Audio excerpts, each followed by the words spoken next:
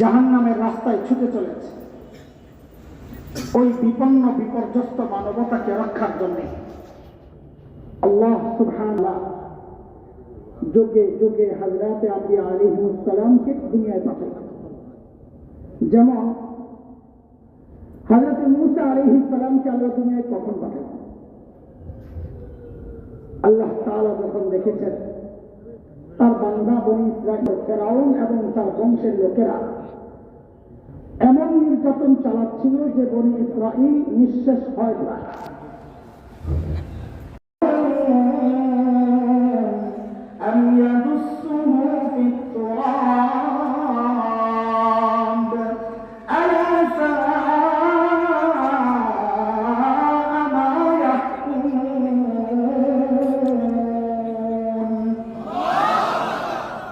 এই ছিল আরবের সামাজিক অবস্থা।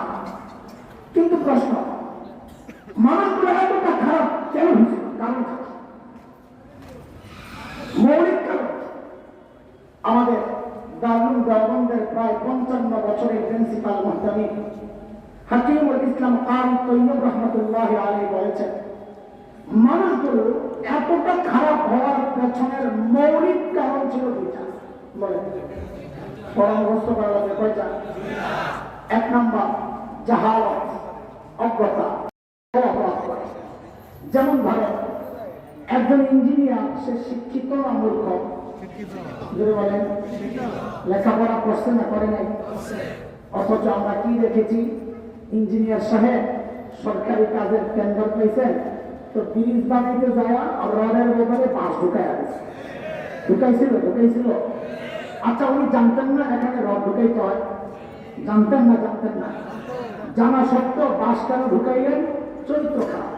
কি একটা কথা মাথায় বসায় না, কিয়ামত পর্যন্ত এই জগতে যত সমস্যা আসবে সমস্ত সমস্যার পেছনের মৌলিক কারণ এই দুইটাই, মূর্খতা, চারিত্রিক সমস্যা। তো বলেন সমস্যা কয়টা?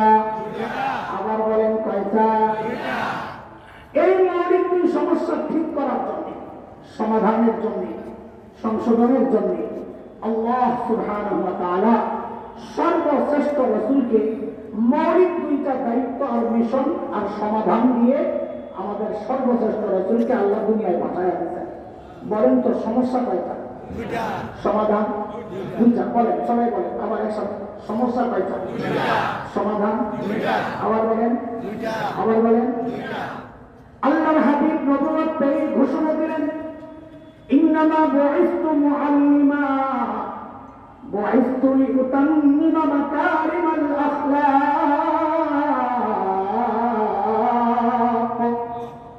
নবী ঘোষণা দিলেন, আল্লাহ আমাকে শিক্ষক বানায়া দুনিয়ায় পাঠাইছেন। কি বানায়? আমাদের নবী কি ছিলেন? বলেন আমাদের নবী কি ছিলেন? এটা মাথায় ঢুকায় রেখেন, এগুলো আমি আবার জিজ্ঞেস করবো, কিন্তু আবারও বলেন আমাদের নবী কি ছিলেন? আল্লাহ আমার নবীকে শিক্ষক বানিয়ে পাঠাইছেন কেন? ওই যে দুই সমস্যার এক সমস্যা জাহালত, মূর্খতা, ওটা দূর করার জন্য। দুই নম্বর নবী বলেন, আল্লাহ আমাকে সর্বোচ্চ উন্নত চরিত্র দিয়ে দুনিয়ায় পাঠিয়েছেন কেন? আমি যেন ওই চরিত্রহীন মানুষগুলোর পেছনে মেহনত করে ওদেরকে মানব ইতিহাসের শ্রেষ্ঠ চরিত্রবান মানুষ বানাতে পারি। সমস্যা কয়টা? সমাধান আবারও পিছনে যাই একটু। বলেন তো আমাদের নবী কি ছিলেন? শিক্ষক। আল্লাহ কি বানায় পাঠাইছেন? বলেন কি? আমাদের নবীকে বলা হয় উম্মি নবী। কি? অনেকে উম্মির অর্থ ধরতে না পাইরা অর্থ করে আমাদের নবী মূর্খ ছিলেন। নাউযুবিল্লাহ। আরে তোমারে মানুষে বলাইছে তাতে তুমি নিজেকে শিক্ষিত মনে করো, আর আমার নবীরে আল্লাহ বলাইছে নবী মূর্খ বলো। নাউযুবিল্লাহ, যে বলে আমি যে মূর্খ। কথা বলেন। এবার বলেন আমাদের নবী কি ছিলেন? সবাই বলেন তো। কিছু কথা বলবো, অনেকের লাগতে পারে। আল্লাহকে সাক্ষী রেখে বলছি, কাউকে খোঁচানোর জন্য কথাগুলো বলি না, বলবো না। শুধুই আপনাদের হৃদয়ে আফসোসের আগুন জ্বালাইতে কথাগুলো বলছি। আমরা আসমানের উপরে আর জমিনের নিচের কথা বললে আপনাদের কাছে মনে হয় এটাই ওয়াজ। মাঝখানের কথা বললে আপনাদের কাছে পরে হয়ে যায় রাজনীতি গেল, কিন্তু না না, আমি দুইটার নাম দিচ্ছি দুই রকম, জমিনের নিচে আর আসমানের উপরে যেটা এটা হলো ওয়াজ, আর আসমানের নিচে জমিনের উপরে যেটা এটা হলো ওয়াশ।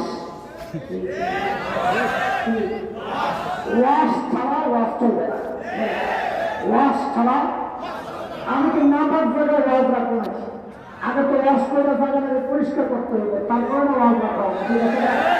কিন্তু আপনাদের বড় অভ্যাস আছে, আপনারা ওয়াশ শুনতে চান কিন্তু ওয়াশ হইতে চান না।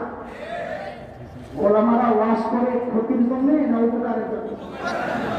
আমাদের কষ্ট লাগে, ছোটবেলায় আমাদের মা যখন আমাদেরকে ঠান্ডা আমরা মাদ্রাসা আমরা যদি কেউ কিছু গরিব ছাত্র এত বৃষ্টি হয়, ওই বেলাও 20 টাকা দিচ্ছে বিশাল ফোকারা ও হিংসের গরিবদের লিস্ট। আল্লাহ হযরত ওমর লিস্টটা হাতে নিয়ে আর চোখ তুলে দিতে পারেন না, কেন? অবাক হয়ে তাকায় আছেন হযরত ওমর, দেখেন যে ওই লিস্টের শুরুর দিকেই হিংসের গভর্নর সাঈদ ইবনে আমির আল-জুমাহি। সাঈদ ইবনে আমির জানতে চাইলেন, আমিরুকুম ফাকিরুকুম, কি ব্যাপার তোমাদের গভর্নর বুঝি গরিব মানুষ? হিংসের লোকেরা জবাব দিলেন, বালা আমিরুনা আসফারুনা, আমাদের গভর্নর শুধু গরিব না, হিংসের মধ্যে সবচাইতে গরিব। হযরত ওমর এই কথা শুনিয়া আল্লাহ প্যাকেট করে দুধ মাসক পাঠায় দিয়েছেন, هذه هدية من أمير المؤمنين عمر بن الخطاب إلى أمير حمص سعيد بن عامر الجمهري। ওমরের পক্ষ থেকে হিমসের গভর্নরের জন্য এটা আমার পক্ষ থেকে হাদিয়া। দুধ যখন হিমসে পৌঁছে হাদিয়া পেশ করে, হযরত সাঈদ প্যাকেট খুলে যখন দেখেন এই বিশাল অঙ্কের হাদিয়া তার জন্য, তিনি কি করলেন? আল্লাহু আকবার, হাদিয়ার প্যাকেটটাকে এইভাবে ছুঁড়ে মেরে চিৎকার দিয়ে বলে উঠলেন, ইন্না লিল্লাহি ওয়া ইন্না ইলাইহি রাজিউন। কি করছেন? ইন্না লিল্লাহি ওয়া ইন্না ইলাইহি রাজিউন। কি করছেন? ইন্না লিল্লাহি। হাদিয়া পাইলে ইন্না লিল্লাহ পড়ার কথা না আলহামদুলিল্লাহ পড়া? ভাই আপনারা কি করতেন জানি না, আমার ইমানের যে হালত, এমন একটা ফতোয়া যদি পাইতাম রে ভাই, লাভ দিয়ে ঘরের ভিতরে যাইয়া পড়া লাভ দেখতাম, খুশিয়া বলে বলতাম আমিও আলহামদুলিল্লাহ করি, তুমিও ভাবতে পারি। আল্লাহ নবী সাহাবী কি বলছেন? ইন্না লিল্লাহ। জবাব চাই, কি বলছেন? এমন ভাবে ইন্না লিল্লাহ বলছেন, বউ তো ভিতর দিয়ে জড়ায়। আরে মদিনা থেকে দূত আসছে, না জানি কোন দুঃসংবাদ নিয়ে চালিয়ে যায়। সাথে সাথেই জানতে চাইলেন, আকতিলা উমর ইবনুল খাত্তাব, কি ব্যাপার সাইয়েদনা ওমর বুঝি শহীদ হয়ে গেছেন, এইভাবে ইন্না লিল্লাহ কেন বললেন? হযরত সাঈদ জবাব দেন, না না, ঘটনা তা না, ওমর শহীদ হয় নাই, বরং ঘটনা তার চেয়েও মারাত্মক, তার চেয়ে মারাত্মক। বউ আবার জানতে চাইলেন, আকতিলাল মুসলিমুনা ফি মারিকা, তাই কি কোন যুদ্ধে মুসলমান ভাবে শহীদ হয়ে গেল কিনা? হযরত সাঈদ জবাব দেন, না না, ঘটনা তাও না, বরং তার চেয়েও মারাত্মক। বউ কয়, শাস্তি কারবার, না জানি আমার জামাইয়ের কল্যাণ নিতে পারে। আর বলেন তো তাড়াতাড়ি এইভাবে নেই না কেন বলেন? আল্লাহ নবীর সাহাবীর যে জবাব, কিয়ামত পর্যন্ত উম্মতে মুসলিমা উপদেশ গ্রহণের জন্য এই একটা বাক্যই যথেষ্ট। কি বললেন তিনি? কেন ইন্না লিল্লাহ বলেন? তিনি জবাবে বলেন, উদখিলাত আলাইয়া দুনিয়া লিতুফসিদা আখিরাতি, আরে আমার ঘরে দুনিয়া ঢুকায় দেওয়া হয়েছে আমার আখিরাতকে বরবাদ করার জন্য। আল্লাহ ছিল কি ছিল কি এক পয়সার জন্য যারা মানুষ করছে, আর এখন 1000 পয়সা পাওয়া বলে ইন্না লিল্লাহ। সাথে সাথে তিনিকে বললেন, আমি চাই মদিনার দূত আমার ঘরে থাকতে থাকতে এই 1000 স্বর্ণ মুদ্রা তুমি হিংসের গরিবদের মধ্যে বিলাইয়া দিবা। বাপরে বাপ, আমাদের বউলে কি হচ্ছে? আপনাদের বউ ভালো মানুষ, আমি এলাকা সারি নাই, কোন বিপদে পড়ে দিয়েছি কাটিয়ে আইছি, আমাদের কথাই কই সামনে নাই, আমাদের উপরে দিয়া যাক। আমার বউরে যদি কইতাম সব দিয়া দাও, একটা ফেস্টিভে বানলো আমার লোক সব দিয়ে দেয়, বেশি প্রিয়াগিরি করলে বলতো দুই ভাগ করে, অর্ধেক আপনি অর্ধেক আমার। আমারটা থাক, আপনারটা দিয়ে লাগবে, বহু করবো। কিন্তু বউ তো হাসান জমিলের বউ না রে, বউ কার বউ? কার বউ? যার জন্য আল্লাহ যেমন দরকার তেমনই চলছে। এই শেষ সময় একটা নসিহত, একটা তোদের জন্য একটা উপকারী খোরাক দিয়ে যায়, যারা বিয়া করার সময় তাদের সময় মতো কাজে লাগবে, এটা মনে রাখিস। বল আমার সাথে, যারা বিয়া করার সময় শুধু তারাই বল, জাসকাল লগে জাসকা।